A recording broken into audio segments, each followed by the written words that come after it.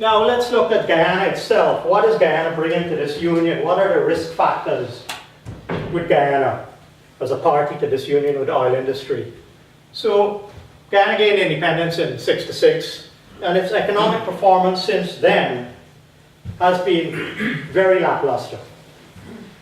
As the moderator, David Jessup, mentioned, expectations, a country rich in natural resources, gold, diamonds, timber, a country that is strategically located at the top of South America. Guyana could be the doorway for the Anglophone world into Latin America. Guyana could be a little Singapore of the region.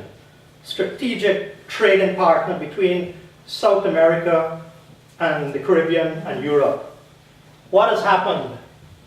Nothing much. Local politics is acrimonious, and this is the reason why nothing much has happened. Race is the main differentiator still today in politics in Guyana after 52 years. People don't vote on issues. People vote on race. So no issues get addressed. Nothing happens. There's no national development plan. There's no leadership with a national outlook. Everything is party politics and race. There is a large trust deficit. No one trusts each other in Guyana because of that. Guyana has suffered bad leadership. It's suffered dictatorship. It's suffered corrupt officialdom. It is quite a corrupt country. Guyana, because of this, Guyana suffered one of the highest brain drains in the world. So when bright young Guyanese go to university in Guyana and they want to move up, and they realize you can't move up by working hard, you can't move up through a meritocratic system, you can only move up if you toe the line, they leave. So we've had 52 years of good people leaving Guyana. So what is left? It's a stagnant, uncompetitive environment. So now that stagnant, uncompetitive environment, they are resistant to people coming in. Now they have oil, they will shut doors down. You've got to say, we have oil, we don't need the diaspora coming in, we don't need foreign experts coming in, we have the money. So the brain drain and that stagnation internally in Guyana is a serious issue, and it has to, again, just like corruption and other issues, it has to be addressed.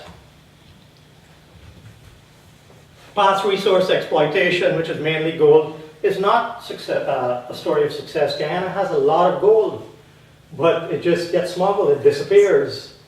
The environment has suffered. If our rivers are polluted because of gold mining, the turbidity because you have dredges in the river. When I was young, I spent my childhood in these rivers fishing, and the water was perfectly clear. Now I can't. It's very difficult to find a river in Guyana to go that's clean. So if we can't even manage the environment with gold, how are we going to manage the environment with oil? However, the country has largely maintained its huge green potential, and this is really around natural rainforests. And the reason the forests are still there is probably because nothing has happened. The economy hasn't taken off, but at least we have our large tropical rainforests there as a resource for the future, and hopefully they will be utilized and not exploited. So that was Guyana. Let's look at the oil industry now. What is oil industry coming with? Some risk factors. Oil revenue can be transformative, and it should be, but this is not the norm, unfortunately. And this is what really drives me, because I know the industry and I know how transformative it could be. I see a huge opportunity, but I see all of these risks that it's not going to materialize. The industry can actually worsen the situation in countries with existing instability, weak countries like Guyana. Oil revenue raises the stakes for local competition, political competition. The oil industry is also itself associated with massive corruption, mainly in rewarded blocks. The resource curse that Colin spoke about is very difficult to manage, even in well-run countries. So that'll be a challenge. These large oil companies like Exxon are powerful entities internationally in their own right. And they usually have very powerful countries or sovereigns supporting their interests, like Exxon in the United States. So if Guyana wants to get a fairer deal with Exxon, you're not only up against Exxon, you're up against the US, or an element in the US. Then, with regard to oil, although it's difficult to imagine a world without oil, the negative effects are coming to the fore: climate change, and there is a bit of a move to around electrification. So this risky combination,